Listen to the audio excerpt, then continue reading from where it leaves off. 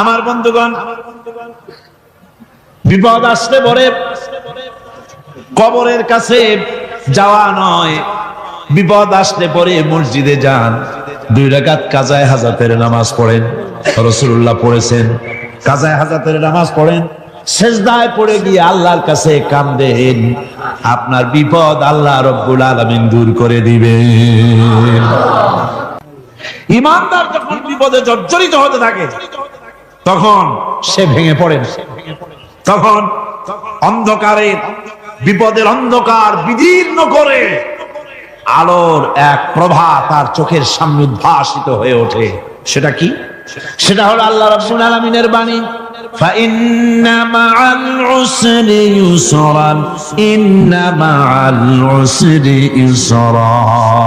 আল্লাহ পাক বলেন, জেনে রাখো, দুঃখ এবং কষ্টের সাথে রয়েছে সুযোগ আর সুবিধা, আর অসচ্ছলতার সাথে রয়েছে উদার সচ্ছলতা। জোরে কোন সুবহানাল্লাহ। কাজে ভয় পাওয়ার কারণ নাই, হতাশ হওয়ার কারণ নাই, মন আশায় বুক বেঁধে রাখো। গুনাহ করেছো, হতাশ হয়ো না। আমার আল্লাহ হচ্ছেন এমন আল্লাহ, আল্লাহ রাব্বুল আলামিন ডাকেন, এ বান্দা, খুন করেছিস ফিরে আয়, জিনা করেছিস ফিরে আয়, হত্যা করেছিস ফিরে আয়, চুরি করেছিস ফিরে আয়, কুফরি করেছিস ফিরে আয়, সুদ খেয়েছিস, ঘুষ খেয়েছিস, মদ খেয়েছিস ফিরে আয়, এসে আমার দরবারে চোখের পানি ফেল, আমার দরবারে কাঁদাকাটি কর। ইন্নাল্লাহা ইয়াগফিরুয যুনুবা জামিআ ইন্নাহু হুয়াল গফুরুর রহিম। আমার দরবারে চোখের পানি ফেলে কাঁদ, আমি রব্বুল আলামিন জিন্দেগীর গুনাহ মাফ করে দেব। সুবহানাল্লাহ কর, সুবহানাল্লাহ কর। আমার কাছে কাঁদ, চোখের পানি ফেল। আল্লাহ রাব্বুল আলামিনের কাছে বান্দার 2টা ফোঁটা বেশি প্রিয়। একটা হলো জিহাদের ময়দানে যে রক্ত ফোঁটা দেওয়া হয়, এটা আল্লাহর কাছে প্রিয়। আর আল্লাহর ভয়তে গুনার জন্য লজ্জা করে, অনুশোচনা করে বান্দা যখন চোখের পানি ছেড়ে দেয়, আল্লাহর কাছে এটা অত্যন্ত প্রিয়। নবীজি বলেছেন, বান্দা যখন গুনার ভয়তে, আল্লাহর ভয়তে, জাহান্নামের ভয়তে অনুশোচনা করে যখন চোখ দিয়া পানি ছেড়ে দেয়, ওই চোখের পানি নাকের অর্ধেক আসতে না আসতে আল্লাহ রাব্বুল আলামিন বান্দারে মাফ করে দেন। আল্লাহ বরদাস্ত করতে পারেন না যে বান্দা কান্দু। আমার ভাইরা, আল্লাহ রহমত, এই পৃথিবীতে আল্লাহ রহমতকে 100 ভাগ করা হয়েছে। আল্লাহ রহমতের কত ভাগ? এই 100 ভাগের 1 ভাগ সারা পৃথিবীতে ছড়াই দেওয়া হয়েছে। আর 99 ভাগ কার কাছে? আল্লাহর কাছে। এজন্য আল্লাহ রাব্বুল আলামিন বলেছেন, নাব্বি ইবাদি আন্নী আনাল গফুরুর রহিম। ও আমার নবী, সুসংবাদ দিয়ে দাও, বান্দাদেরকে শোনায় দাও যে আমি আল্লাহ তাআলা ক্ষমাশীল আর দয়াবান। আমার আল্লাহ রাব্বুল আলামিন বলেন, وَإِذَا سَأَلَكَ عِبَادِي عَنِّي فَإِنِّي قَرِيبٌ। ও আমার হাবিব, আমার বান্দা আমার ব্যাপারে প্রশ্ন করে, আমি বান্দার একদম নিকটে। কোরআন শরীফের ভিতরে যত জায়গায় রাসূলকে বলা হয়েছে সুয়ালের কথা, আপনাকে প্রশ্ন করা হয়, আল্লাহ তার জবাব কুল, এই কথা বলে জবাব দিয়েছেন। যত জায়গায় সুয়াল এসেছে, যেমন কোরআনে কারীমের মধ্যে আল্লাহ পাক বলেন, ওয়ায়াসআলুনাকা আনিল মাহিদ, মেয়েদের হায়েজ সম্পর্কে জিজ্ঞাসা করা হয়, কুল হিয়া আযা, হে নবী আপনি বলুন। এভাবে করে কুল দিয়ে জবাব দেওয়া হচ্ছে। আবার প্রশ্ন করা হচ্ছে, ওয়ায়াসআলুনাকা আনিল আনফাল, এই গনিমতের মাল সম্পর্কে হুজুর আপনাকে, হে নবী আপনাকে প্রশ্ন করা হয়। আল্লাহ কুল দিয়া জবাব দিলেন। আল্লাহ বলেন আপনি বলেন। ওয়ায়াসআলুনাকা আনিল খামরি ওয়াল মাইসির, আল্লাহ পাক বলেন নবী আপনারে প্রশ্ন করা হয় কুল ফীহিমা ইসমুন কাবীর, আল্লাহ কুল দিয়া বললেন তুমি বলো। আবার বলা হলো ওয়ায়াসআলুনাকা আনিল আহিল্লা কুল হিয়া মাওয়াকিতু লিন্নাস। নবী আপনাকে প্রশ্ন করা হয় চাঁদের ক্রমবর্ধমান এবং ক্রমহ্রাস, এই যে বাড়ে আর কমে, পূর্ণিমা হয় অমাবস্যা হয়, কেন হয়? আপনি বলুন কুল, আপনি বলেন এটা আমি অক্ত এবং সময়, বছর আর দিন গণনা করার জন্য পৃথিবীবাসীদের জন্য বিনা পয়সায় একটা ক্যালেন্ডার বানাইয়া আকাশে ঝুলাই রেখেছি। এভাবে যত জায়গায় এসেছে আপনাকে প্রশ্ন করা হয়, তত জায়গায় আল্লাহ জবাব দিয়েছেন কুল, আপনি বলেন। গোটা কোরআন শরীফের ভিতরে এই একটি মাত্র জায়গা যেখানে বলা হয়েছে আপনাকে প্রশ্ন করা হয়, আল্লাহ এখানে বলতে পারতেন কুল, আপনি বলেন, আল্লাহ তোমাদের নিকটবর্তী, এভাবে জবাব হয় না।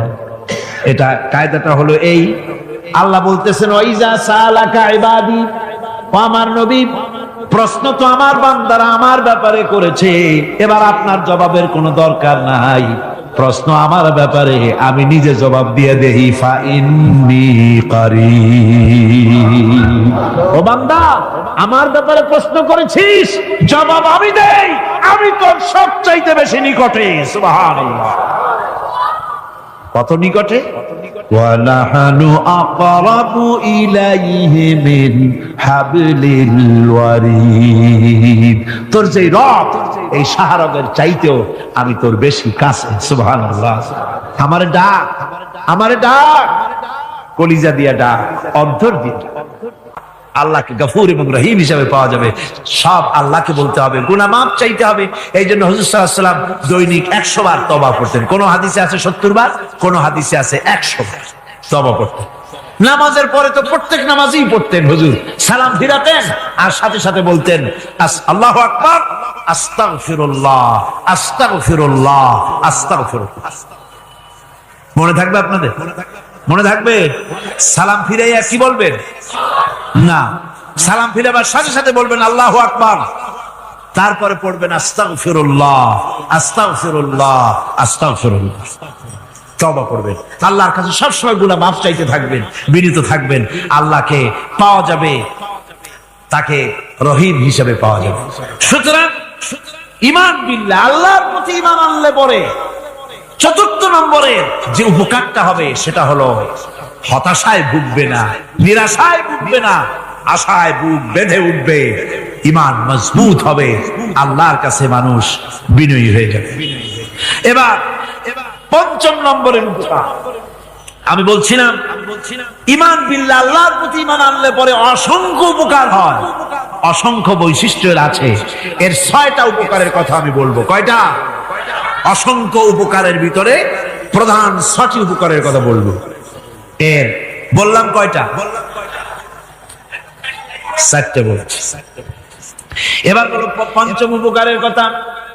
আল্লাহর প্রতি আপনি পূর্ব পশ্চিমে কতবার মুখ ঘোরালেন, এটাই কিন্তু আপনার আসল সৎ কাজ নয়। আসল সৎ কাজ হলো আল্লাহর প্রতি ঈমান আনা। এই ঈমানের ব্যাপারে 3টা দিন আমরা পার করে দিলাম, এখনো কথা শেষ হয় নাই। আল্লাহর প্রতি ঈমান আনলে পরে যে উপকারটা হবে পঞ্চম নম্বরে, সেটা হলো কঠোর এবং কঠিন বিপদের ভিতরে বান্দার ভিতরে অবিচলতা এবং ধৈর্যের সৃষ্টি হয়ে যাবে। আলহামদুলিল্লাহ, কঠিন বিপদ মুসিবত আসতে পরে সে অবিচল থাকবে। সারা দুনিয়ার বিপদ আপদ, শত্রুতা, দুঃখ, কষ্ট, মুসিবত, জুলুম, নির্যাতন সবকিছু পাহাড়ের মতো উঁচু হয়ে তাকে ঘিরে ফেলবে, কিন্তু তাকে এক চুলও নাড়াতে পারবে না। কারণ হচ্ছে আল্লাহ রাব্বুল আলামিন বলেছেন ইউরিদুনা লিইউতফিউ নূরাল্লাহি বিআফওয়াহিহিম ওয়াল্লাহু মুতিম্মু নূরিহি ওয়ালাউ কারিহাল কাফিরুন। ওরা চায় মুখের ফু দিয়ে আমার আলোকে নিভিয়ে দেবে, কিন্তু আমি আমার আলোকে পূর্ণতা দান করব। তাতে কাফের বেঈমানদের কলজায় যত জ্বালা যন্ত্রণা হোক, আমার দিন কেউ মিটাই দিতে পারবে না। সুবহানাল্লাহ। সুতরাং বিপদে অবিচলতা আসবে, সে অটল হবে, মজবুত হবে। কোরআনে কারীম বলতেছে ওয়া কাযালিকা জাআলনা লিকুল্লি নাবিয়্যিন আদুওয়াম মিনাল মুজরিমিন। এই পৃথিবীতে এমনি করে আমি সকল নবীদের শত্রু বানিয়েছি, সব পাপিষ্ঠ অপরাধীদেরকে। নবীদের সাথে বিরোধিতা করেছে কারা? পাপিষ্ঠরা, অপরাধীরা। এই যে বাধাটা আসে, এই যে মারে, অপরাধ অপরাধ কি? এই যে তারা চোর বা ডাকাত যাদের মারা হয়। আল্লাহ রাব্বুল আলামিন বলেন অপরাধ হলো ওয়ামা নাকামু মিনহুম ইল্লা আইয়ুমিনু বিল্লাহিল আজিজিল হামিদ। অপরাধ হচ্ছে ঈমানদার লোকদের উপর নির্যাতন চালিয়েছে, অন্য কোনো কারণে নয়। কারণ একটাই, তারা আল্লাহর জমিনে আল্লাহর দ্বীন প্রতিষ্ঠা করতে চেয়েছে, আর কোনো অপরাধ না। জমিন আল্লাহর, জমিন কার? এই বিশাল জনসমুদ্র গর্জে উঠুন এক চোখে, বলুন জমিন কার? আইন চলবে কার? এখানেই সংঘর্ষ বেঁধেছে আবহমান কাল ধরে। মানুষ অত্যাচারিত হয়েছে, সাহাবায়ে কেরাম অত্যাচারিত হয়েছেন। বুখারী শরীফের হাদিসে এসেছে রাসূল করিম সাল্লাল্লাহু আলাইহি ওয়াসাল্লামের কাছে হযরতে খাব্বাব গিয়ে উপস্থিত হয়েছিলেন। হযরতে খাব্বাব বলেন, হাদিসটা এভাবে লেখা হয়েছে বুখারীতে, ওয়ান খাব্বাব বিন আরিদ রাদিয়াল্লাহু তাআলা আনহু قال شكونا إلى رسول الله صلى الله عليه وسلم وهو متوسد بردة له في ظل الكعبة। রাসূলুল্লাহর কাছে গেলাম, কাবা শরীফের কাছে গিয়ে দেখি নবীজি একটা চাদর গায়ে দিয়ে তিনি আরাম ফরমাচ্ছিলেন কাবা শরীফের ছায়ায়। সেখানে গিয়ে বললাম, আলা তাস্তানসিরু লানা আলা তাদউ লানা ইয়া রাসূলুল্লাহ, হে আল্লাহর রাসূল, আপনি কি আমাদের জন্য আল্লাহর কাছে দোয়া চাইবেন না? আপনি কি আল্লাহর কাছে আমাদের জন্য সাহায্য চাইবেন না? আমাদের লোকগুলিকে, মুসলমানগুলিকে মারতে মারতে তো শেষ করে ফেলে দিল। তারা আমাদের সুমাইয়াকে মারলো, আমাদের খাব্বাবকে উটের সাথে পায়ের দড়ি লাগায় টানলো, আমাদের খোবায়েবকে তারা আগুনের উপরে চিৎ করে শোয়ায় রাখলো, না খায় রাখতেছে, মারতেছে। কষ্টে তো শেষ হয়ে গেলাম, হুজুর আপনি কি আমাদের জন্য দোয়া করবেন না? হাদিস শরীফে এসেছে নবীজি উঠে বসলেন সোজা হয়ে। নবীজি বলেন, ও আমার সাহাবী, ও খাব্বাব শোনো, তোমাদের আগে এই পৃথিবীতে যারা দ্বীনের দাওয়াত দিতে এসেছিলেন তাদেরকে সমকালীন রাষ্ট্র শক্তি, সমাজ শক্তি তাদেরকে ধরত। ফায়ুখাজুর রাজুলু, তাদেরকে তারা ধরত। ফায়ুহফারু লাহু ফিল আরদ, আর তার জন্য জমিনের ভিতরে কবর বানাইতো। ওই কবর ফায়ুজালু ফিহা, ওই কবরের ভিতরে তাকে কোমর পর্যন্ত গেড়ে দিত। সুম্মা ইউতা বিল মানশার, এরপরে করাত আনতো। ফায়ুদাউ আলা রাসিহি, এরপরে ওই করাত তার মাথার উপরে রাখতো। ফায়ুজালু নিসফাইন, এরপরে করাত দিয়া চিরে জীব করে ফেলে দিত। মা ইয়াসুদ্দুহু যালিকা আন দীনিহি, ও আমার খাব্বাব, এত কষ্ট দেওয়ার পরেও সেই যুগের কোন মুসলমানকে, দ্বীনের দায়ীদেরকে আল্লাহর দ্বীন থেকে এক চুলো তারা সরাই দিতে পারে নাই, এক চুলো সরাতে পারে নাই। ওয়াল্লাহি, ও খাব্বাব, আমি আমার আল্লাহর নামে কসম করে বলছি, লা ইউতাম্মান্নাল্লাহু হাযাল আমরা হাত্তা ইয়াসীরা আর-রাকিবু মিন সানা ইলা হাযরামাউত। আমি কসম করে বলি, আল্লাহ রাব্বুল আলামিনের এই সানা থেকে হাজারামাউত পর্যন্ত লোকেরা যাতায়াত করবে, সুন্দরী রমণীরা গমন করবে, সদাগরেরা যাতায়াত করবে, টাকা নিয়া পয়সা নিয়া যাতায়াত করবে। তাদের মনের মধ্যে লুটের ভয়, টাকার ভয়, চুরির ভয়, ডাকাতির ভয়, জেনার ভয়, হত্যার ভয়, ধর্ষণের ভয়, কোনো ভয় থাকবে না। লা ইয়াখাফু ইল্লাল্লাহ, আল্লাহ ছাড়া কোনো ভয় থাকবে না। এমন একটা সমাজ, এমন একটা সময় আসবে, ওয়ালাকিন্নাকুম তাস্তাজিলুন, অথচ খুব তাড়াহুড়ো তোমরা করতেছো। তাড়াহুড়ো করো না, সময় আসবে ইনশাআল্লাহ।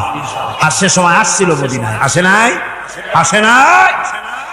আমার বন্ধুগণ, কঠিন বিপদে অবিচলতা এবং ধৈর্যের দৃষ্টান্ত রেখে গেছেন আম্বিয়া আলাইহিমুস সালাম। সুবহানাল্লাহ। কঠিন বিপদে অবিচলতা, দৃঢ়তা, ধৈর্য কারে বলে, তার দৃষ্টান্ত কারা রেখেছেন? আম্বিয়া আলাইহিমুস সালাম। ওনারাই আমাদের আদর্শ, নবীরাই আদর্শ। সাহাবায়ে কেরাম রিদওয়ানুল্লাহ তাআলা আলাইহিম আজমাইন আমাদের আদর্শ। ভাইরা আমার, মুসা আলাইহিস সালামকে ফেরাউন যখন ঘিরে ফেলে দিল, কোরআনের সব কথা গল্প গুজবার ইতিহাসের জন্য লেখা হয় নাই। কোরআনের মধ্যে যা লেখা হয়েছে সব বান্দাদের উপদেশের জন্য, যাতে করে লোকেরা চিরটা কাল এর থেকে উপদেশ নিয়ে নিজেদের তৈরি করতে পারে। জোরে বলেন সুবহানাল্লাহ। মুসা আলাইহিস সালামের কথা আল্লাহ বলেন, ফেরাউন তাকে ঘিরে ফেলে দিল, পালাবার রাস্তা নাই। ফালাম্মা تراءى الجمعان قال أصحاب موسى إنا لمدركون। মুসা আলাইহিস সালামের উম্মতরা বললেন, হে মুসা, পাকড়াও হয়ে গেছি, পালাবার রাস্তা নাই। তিন দিক থেকে আমাদেরকে ঘেরাও করেছে ফেরাউনের শক্তি। সামনে কি? দরিয়া, আর তিন দিকে কি? ঘেরাও আন্দোলন। তিন দিক থেকে ঘেরাও হয়ে গেছে, পালাবার কোন রাস্তা। হযরতে মুসা আলাইহিস সালামের কাছে উম্মতরা বললেন, পালাবার তো কোনো পথ নাই, এখন উপায়টা কি? আমাদের তো আর উপায় নাই। মুসা আলাইহিস সালাম দেখেন বিপদে পড়ে গেছেন, কিন্তু ধৈর্য হারান নাই, ভয় পান নাই। ভয় পাইছিলেন? ভয় পেয়েছেন? প্রশ্নই ওঠে না। মুসা আলাইহিস সালাম, আল্লাহ পাক যাদেরকে বলেছেন উলুল আযম রাসূল, যাদের বলেছেন তার মধ্যে হযরত মুসা একজন উলুল আযম পয়গম্বর। চারটি গাড়ি কথা না, আল্লাহ কথা বলছেন তার সাথে, কালিমুল্লাহ তিনি। সুবহানাল্লাহ। মুসা আলাইহিস সালাম শোনালেন, কাল্লা ইন্না মাইয়া রাব্বি সায়াহদিন। কখনো নয়, আমার উম্মতেরা ভয় পেও না, আমার রব অবশ্যই আমাকে পথ দেখাবে। সুবহানাল্লাহ। তিন দিক থেকে শত্রু, একদিকে দরিয়া, পালাবার কোন রাস্তা নাই। সেখানে দৃঢ়তার সাথে তিনি বলছেন, অবশ্যই আমার আল্লাহ আমারে পথ দেখাবে। সুবহানাল্লাহ। নবীরা এই দৃঢ়তা দেখিয়েছেন, অবিচলতা দেখাইছেন। আল্লাহ পাক মুসা আলাইহিস সালাম যখন এই দৃঢ়তা দেখালেন, এই অবিচলতা দেখালেন, সঙ্গে সঙ্গে জিবরাইল এসে হাজির হয়ে গেলেন। আল্লাহ পাক বলেন, ফাআওহাইনা ইলা মুসা আন আদরিব বিআসাকাল বাহরা ফানফালাকা ফাকানা কুল্লু ফিরকিন কাত্তাউদিল আযীম। মুসা আলাইহিস সালামকে আমি ওহী নাযিল করলাম, তাকে বললাম হাতে যে লাঠি আছে, এই লাঠি দিয়ে আঘাত করো দরিয়ার উপরে। দরিয়ার উপরে আঘাত করলেন, একটা রাস্তা হয় নাই, 12টা রাস্তা তৈরি হয়ে গেল। আর দেওয়ালগুলা পাহাড়ের মতো উঁচা হয়ে গেল। দরিয়ার ভিতরে পাহাড়ের মতো উঁচা, মজবুত 12টা রাস্তা। এবার মুসা আলাইহিস সালাম তার দলবল নিয়ে চললেন। আল্লাহ রাব্বুল আলামিন বলেন, وأنجينا موسى ومن معه أجمعين। মুসা এবং তার সাথী সঙ্গীদেরকে আমি পার করে দিলাম। মুসা আলাইহিস সালাম এবং তার সাথী সঙ্গী নিয়ে যখন দরিয়ার মাঝখানে আসছে, ফেরাউন তার দলবল নিয়ে এসে গেছে। আসে দেখে নদীর মধ্যে রাস্তা। বাবা, খুব তো কায়দা। ওর লোকজন নিয়ে নেমে গেছে দরিয়ার ভিতরে, ও আসছে মাঝখানে। মুসা আলাইহিস সালাম চলে গেছেন ওপার, দরিয়া পার। মাঝখানে যখন এসে গেল, আল্লাহ রাব্বুল আলামিন পানিকে অর্ডার করলেন কুন। আল্লাহর তো বটন টেপা লাগে না, মুখ দিয়া কোনো হুকুম করা লাগে না, শুধু বলেন কুন। যে ব্যাপারে কুন বলেন ফায়াকুন, সাথে সাথে হয়ে যায়। আল্লাহ বললেন কুন, আর অমনি রাস্তা বন্ধ হয়ে গেল। এবার তুফান শুরু হয়েছে নদীতে, ঢেউয়ের উপরে ঢেউ, মৌজুন কাল জিবাল, পাহাড়ের মতো উঁচু হয়ে হয়ে ঢেউ আসতেছে। দলবল ঘোড়া আর অস্ত্রপাতি যা ছিল সব মরিয়া শেষ। এবার ফেরাউন একা উপরে ওঠে আর নিচে নামে, পানি খেতে খেতে পেটের কাম সারা। জনমের খাওয়া খাইছে পায় না, এখন জান চা, বাঁচবার আর উপায় না। বাঁচবার আর উপায় নাই। ফেরাউন তার নিজের জীবন সম্পর্কে হতাশ হয়ে গেল। এবার ফেরাউন বলতেছে, আমানতু আন্নাহু লা ইলাহা ইল্লাল্লাযী আমানাত বিহি বানু ইসরাঈল। আমি ঈমান আনলাম, আমি ঈমান আনলাম আল্লাহ ছাড়া কোন ইলাহ নাই। ওই আল্লাহর উপর ঈমান আনলাম যে আল্লাহর উপর ঈমান এনেছে বনি ইসরাঈলেরা। আল্লাহ যাতে ঠিক পায় যে কোন আল্লাহর উপর ঈমান আনছে। বনি ইসরাঈলের আল্লাহর উপর ঈমান আনলাম। আল্লাহ এই তো মুসলমান হয়ে গেছে, এরপরও আমার সুবাও কেন? আল্লাহ রাব্বুল আলামিন জবাবে বলেন, আল আন, এখন ওয়াকাদ আসাইতা ক্বাবলু ওয়া কুনতা মিনাল মুফসিদিন। এখন ঈমান আনার কথা বলছো, অথচ যুগের পর যুগ, বছরের পর বছর ধরে আমার মানুষের উপরে মন গড়া আইন চালায়েছো, আমার পয়গম্বরের সাথে বেয়াদবি করেছো। আজ তোমাকে আমি ছাড়ছি না, তোমাকে আজকে ছেড়ে দেব না, আমি তোমাকে মারবো। আর সমস্ত প্রাণীগুলিকে, স্থলচর প্রাণীগুলিকে আল্লাহ পাক অর্ডার দিয়া দিলেন,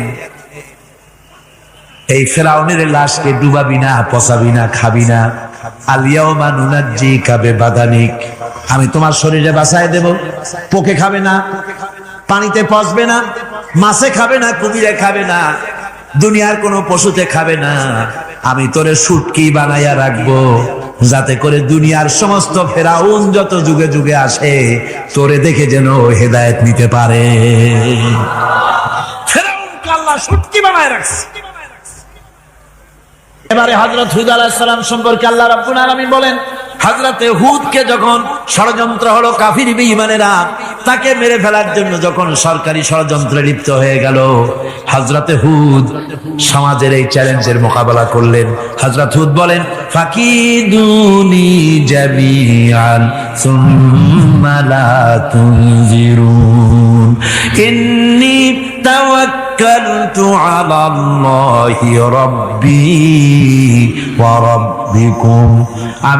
তোমরা তোমাদের ষড়যন্ত্র আমার বিরুদ্ধে যত পারো আমার বিরুদ্ধে ষড়যন্ত্র চালাও, এতটুকুন আমার অবকাশ দিও না। আমি এমন আল্লাহর উপরে ভরসা করেছি যার হাতের ভিতরে তোমাদেরও জান আর আমারও জান। যা পারো তাই করো। সরকার, সমস্ত শক্তি একত্রিত হয়ে আমার মোকাবেলা করো। একদিকে হুদ আলাইহিস সালাম, আর একদিকে গোটা জাতি। হযরত হুদ ভয় পায় নাই। সুবহানাল্লাহ। ঈমান বিল্লাহ মানুষের কলিজাকে এভাবে শক্ত করে দেয়, কোন আলহামদুলিল্লাহ। এবারে এই বিপদের, কঠিন বিপদের মোকাবেলা করে আমার রাসূল যে প্রমাণ দিয়া গেলেন,